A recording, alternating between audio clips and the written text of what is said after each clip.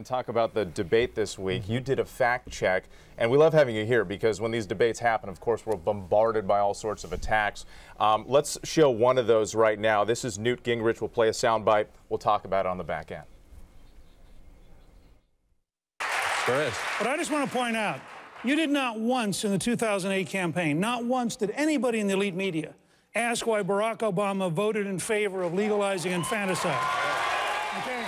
So let's be clear. Okay, so blaming the elite media, something Newt Gingrich loves to do. What did you think about what he was saying about the president's position there?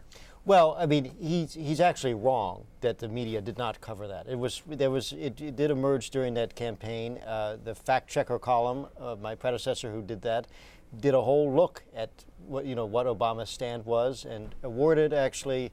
Trying to remember, I believe it was the complaints about Obama and his stand on that received 2 Pinocchios. So it was for not being so truthful. Not for being so truthful. So it was widely covered. Let's talk about. There's another one here from I believe this is from Mitt Romney talking about Obamacare.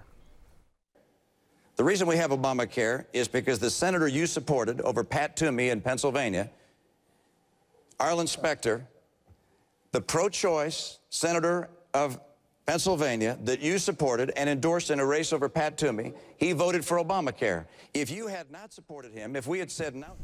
So Romney blaming Santorum for Obamacare. Of course, many Republicans blame Romney for the health care law. Right. I mean, and you can always claim that when it's that the one particular senator is the 60th vote for a particular piece of legislation. And ultimately, for the final passage of the health care bill, you didn't need 60 votes. They managed to get it through on what is known as reconciliation. So to kind of point the finger it was kind of a strange argument to me that it was kind of a bank shot of pool to claim that endorsement resulted in Obamacare, when frankly you could point to the Massachusetts law as the father of the health care law that Obama passed. John Lois, I'd like to bring you guys back into this conversation about the debate. Obviously, this was very important. You talked about Rick Santorum, but for Mitt Romney as well. And many people believe that this debate got him a little bit of momentum coming out of that. And yet, at the same time, some of these attacks seemed all over the place, didn't they?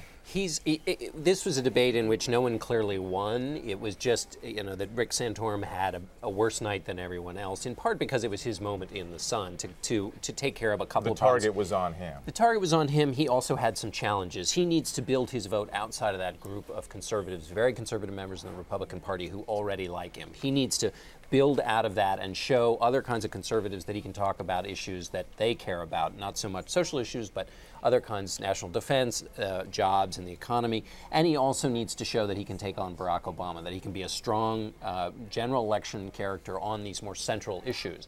And also, finally, to give a positive message. He talked about that in his opening remarks, and that was obviously something he wanted to do because he'd been getting a lot of criticism for being sort of overly harsh. And he was unable to achieve any of those 3 things, which is why, in terms of his opportunities missed, those were some of them. Romney was, as he almost always is, not too hot, not too bad. He was just kind of middling throughout. Slow and steady, and that's served him so far well.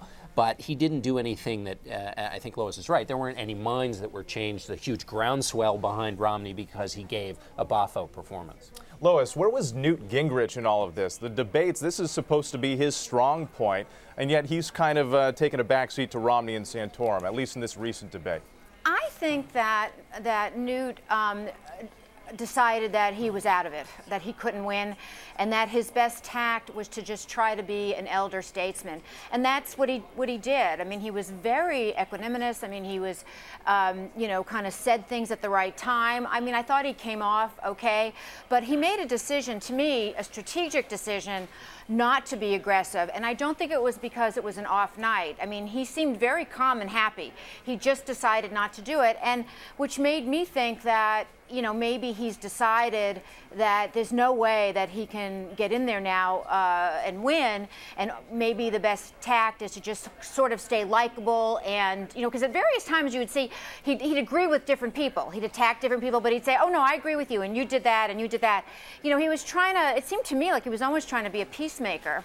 Well, the other interesting dynamic, of course, was that Ron Paul was the wingman for Romney. I mean, poor Santorum was kind of in the middle of those 2 guys, and to have Ron Paul say that Santorum is a fake and not a real conservative, really fit into the message that Romney was trying to deliver. And Paul, throughout the week, actually going back a few days, has given some accidental praise, you could say, for Mitt Romney, saying that he could be the man to beat President Obama. But let's go ahead and talk.